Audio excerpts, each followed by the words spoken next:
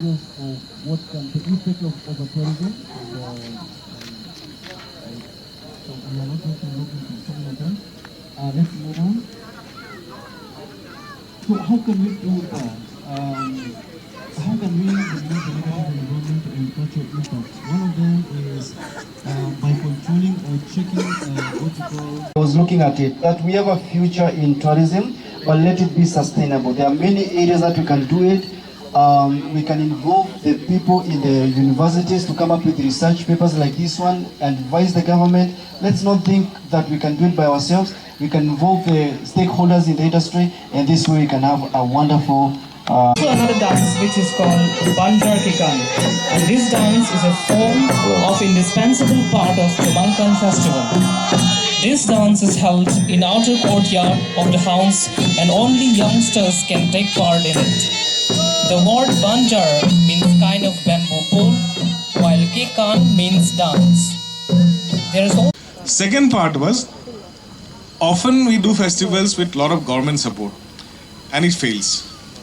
But when the community is involved and it is a community driven program, it is always successful. And Karbi Youth Festival is by people. So there's no reason it will not succeed. And it has succeeded for last 50 years. It's just that we are adding the touristic things this year. Now,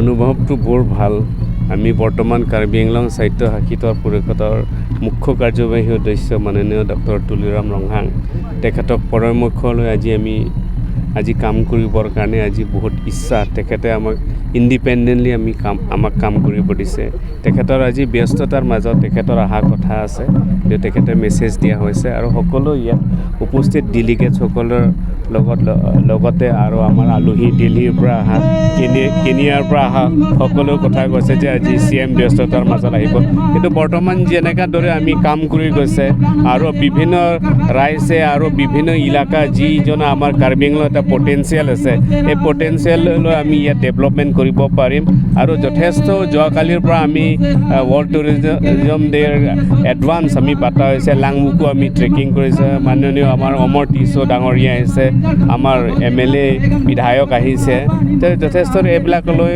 এতিয়া কাৰ্বি আংলং য'তে যায় তাতে আমাৰ eco টুৰিজমৰ কাৰণে আৰু sustainable টুৰিজমৰ কাৰণে যথেষ্ট কাম কৰিব ইচ্ছা আজি আমাৰ ডিপাৰ্টমেণ্টৰ পৰা CMৰ পৰামৰ্শ দি আমি IHM হস্পিটেল মেনেজমেণ্টৰ লগত আমি কিবা কৰি মিলি ট্ৰেইনিং বহুত ল'ৰা ছোৱালীয়ে বিভিন্ন ঠাই আমি তেখেতৰ সকলৰ মানে সংস্থাপন দিবৰ কাৰণে আজি কেইজনমান ষ্টুডেণ্টক আমি ডিপাৰ্টমেণ্টৰ পৰা সহায় সুযোগ আমি কৰিব পাৰিছোঁ আৰু আহিবলগীয়া দিনত যেনেকৈ ৰাইজে আজি কপাৰেট কৰিছে ৰাইজে যেনেকৈ আমাক আশীৰ্বাদ দি আছে নিশ্চয় আহিবলগীয়া দিনত টুৰিজমৰ ক্ষেত্ৰত আমি বেষ্ট ইণ্ডিয়াৰ ভিতৰত মানে নাম কৰিব পাৰিম বুলি মই আশা কৰিছোঁ